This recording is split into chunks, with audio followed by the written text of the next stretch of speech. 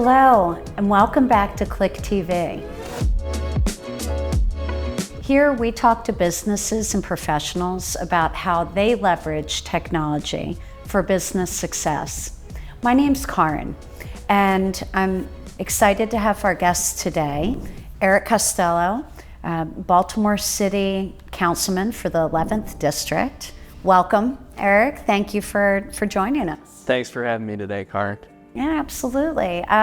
Really excited to get into our conversation, but before we get started, I'd love to hear a little bit about what you do in your personal time. Not much of that, but I've been in Baltimore for about 16 years now. Enjoy spending time with friends and family, big sports fan, so Okay. that's Awesome. about it. Yeah. Hey, And hanging out with my 13-year-old pit bull mix, Hoosier. Hoosier, like it. Very cool, and then they keep us on our toes as well. Absolutely. So, can you help us understand what's your typical day, in the role of a councilman? Sure. I've been on the city council now for about 9 years. There are really, there's really no set day. Everything, we get issues from matters of life and death to issues like getting trees trimmed. So we deal with a lot of constituent services. Average day for me probably starts around 6 a.m. Wake up, get caught up on some text messages, emails. Usually take my first meeting around 8 a.m. You can catch me at the diner most days for a breakfast meeting. Then off to City Hall for meetings, whether we're meeting with agency officials at various agencies within the city, meeting with staff, going over what happened at community meetings the night before. Those meetings usually go throughout the day until 4 or 5 p.m. Sprinkled in there are going to be phone calls, emails, text messages with constituents, business leaders, nonprofit leaders, faith leaders, about different things that are going on throughout the district and throughout the city. Then in the evening, that starts the community meeting circuit. So a couple community meetings or events for various groups within the city. That usually wraps up 8, 9 o'clock at night. Get caught up on some emails and text messages, more phone calls, and wake up and repeat. That's pretty much the Rinse routine. and repeat, right? Yep. Wow, that's certainly a lot, and it sounds like it keeps you busy and Absolutely. taking care of your district. So can you help us understand how your perspective on governance and community service have evolved since taking office? Yeah, I worked for the federal government for about 8.5 years as an IT auditor. Okay. After getting out of grad school, and then this is the only other job that I've had after school. I got appointed to the council in 2014, so I had a really good understanding of how the federal government works. Okay. And was a community president in my neighborhood in Federal Hill for about 3 years. Oh, wow. So was interacting a lot with various agencies in city government. Became close with then Council President Jack Young and my predecessor on the council, Bill Cole. And when I first got appointed to the council, I had a lot to learn in terms of how the city works. I can only somewhat imagine. Familiar, but there's a lot going on. There's a number of different agencies that touch folks' lives in various ways. So there was a lot to learn there, as well as getting acclimated to campaigning. And one of the best pieces of advice I got was actually from our state senator. I was probably in office for about 6 or 7 months at the time, and he had asked me how many doors I had knocked on to talk to folks. And I said, well, I haven't knocked on any doors yet. And he told me that's the first thing you need to do tomorrow, and you need to do it every single day. It's going to be very challenging to govern if you're not listening to people. Yeah. I started knocking doors the next day. Probably knocked, I don't even know, 80 or 90,000 doors over the last 9 years. Not just throughout the campaigning process, but just throughout the cycle. Really to check in with people, see what's going on in the neighborhood, how our office can be helpful. hear about issues, hear folks' ideas for how to improve the city. So that's really been a big part of it, is really listening to what folks have to say.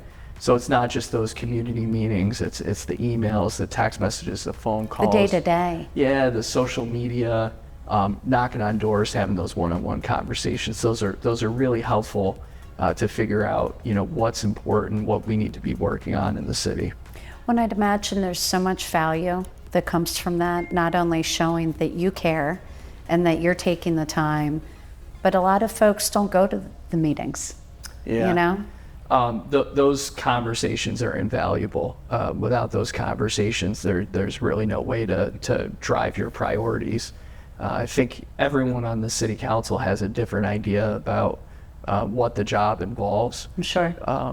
My view on it has really been to be a connection to government, even at the state and federal level, and utilize those relationships that I have with our state elected officials and our federal elected officials. So we might get an issue like unemployment insurance, right? That's a state issue. So if folks reach out about that, okay, I'll get you connected with your state senator or your state delegates. We might get issues like Social Security check didn't come, or there's issues with the Postal Service. Okay, great, we'll get you connected with your U.S. senator or your congressman and help you navigate those issues. But a lot of it's really just constituent services, the grind of that every single day, making sure the pothole gets filled, making sure the new stop sign gets put up, making sure the tree gets trimmed, making sure that the water fountain in the park works.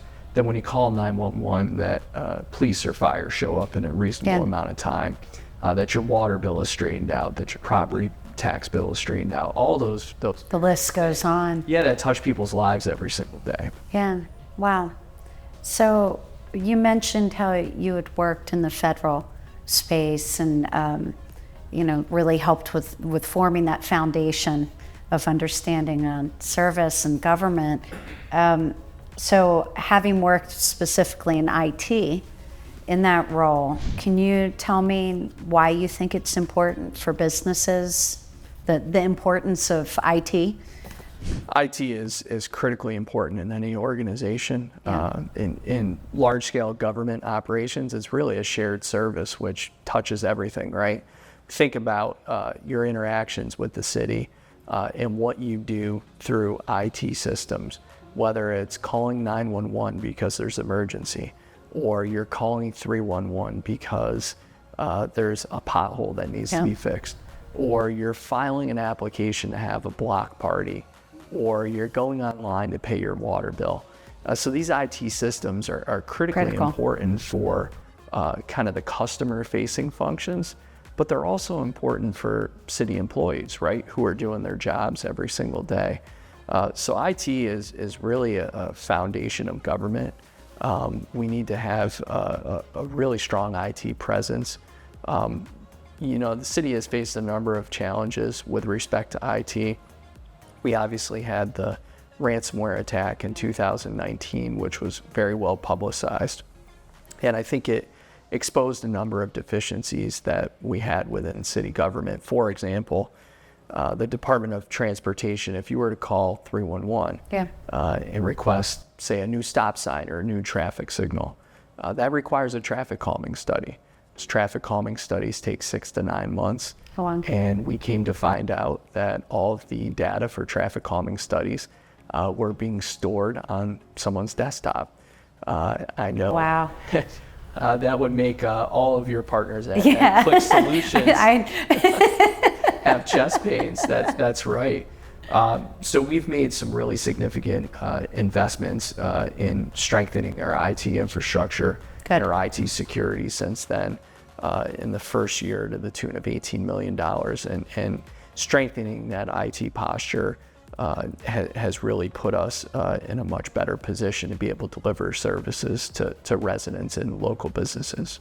Yeah, and unfortunately sometimes an event does occur, but the value can come from building back better. Yeah, I think we learned a lot. We have new leadership there since shortly after the ransomware attack. Todd Carter's our CIO, and he's really done a phenomenal job strengthening that infrastructure and really raising awareness about IT throughout the entire enterprise. Excellent. Changing direction slightly, you mentioned it's a lot that you do daily and a lot of involvement. So how do you stay motivated and inspired in your role and your duties? You know, every hour of the day is a field trip, right? So Okay. I'm here today, this afternoon, having this great conversation with you. I have no idea what I'm going to be doing an hour from now. I may have a community meeting on the schedule, and I may get a call from the police department. There may be an emergency. There may be a sinkhole. God only knows what Right. the next thing is that we're dealing with. And one of the things that I love about this job so much is how much it keeps me on my toes. Yeah. And it helps me stay focused on a variety of different issues. I look at the job not just on the office side, but the campaign piece really is a competition and competing against myself to be better every single day, and that's really how I view the job. And I wake up in the morning and think about what is it that I need to accomplish today, knowing that there's going to be other things that are thrown at you that are inevitable, and it happens It's guaranteed. every day. And then at the end of the night, the last thing I do before bed is brush my teeth and think about, did I do what I was supposed to accomplish today, and did I deal with all the problems that popped up, and what can I do better tomorrow, and just wake up and go at it stronger the next day. Love it. Love it. Well, before we wrap, is there anything else that you'd like to share with our viewers? I'll put in a plug for Klik Solutions, even though I was, full disclosure, not asked to. Klik Solutions has been a great community partner. I was very fortunate to have the opportunity to work with Arthur and Neil and the entire team here last year. I know that there's a large portion of your team that is located in Ukraine. And obviously the Russian invasion last year really hit close to home for the Klik family. So I'm very grateful for that opportunity to have been able to work with the team at Klik Solutions. And even more importantly than that, Arthur and Neil and a lot of the folks that work here are really well known in the community in South Baltimore. And I think the outpouring of support that we got from the surrounding community Speaks volumes.